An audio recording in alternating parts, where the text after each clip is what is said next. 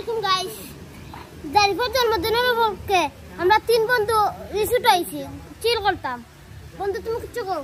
আমি কইমুনা পরে তোমরা যে আমার লইয়াই লাই ওখানো জারিফের জন্মদিন আমার দায়িত্ব আছে, ঠিক আছে। 50-60 টাকার ভিতরে একটা বুঝ দিলাইলাম না, সমাধান করিলাম না। বিষয়টা যখন তুমি চিত্রাইলাই বিষয় আসলে অত বড়, ওখান করি যে তুমি অত বড় ও যে লইয়াই লাই তোমরা আমার পানির যদি আবু ডুবু খাইয়া যদি মরি সেই সময় কি হইব বুঝাইনি বিষয়টা। যদি আর এখানে শুনলাম রঙিন গুলে পানি, সাদা পানির মাঝে গোসল করে রাত্রে খাদ্যানি যন্ত্রণায় ঘুমাইতাম পারি না।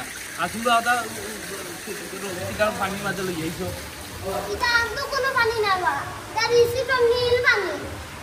তো নীল পানি তো ওখানে তো বুঝছি তো আমি না বুঝছি এখানে কই আমি সাদা পানি তুমি গোসল করে আরাম পাই না। রাই দিলে যখন তেল লাগানি লাগে তাই এখানে তেল লাগাও লাগাইয়া ঘুমানি লাগে অবস্থা হয়ে যায় শরীরের খারাপ।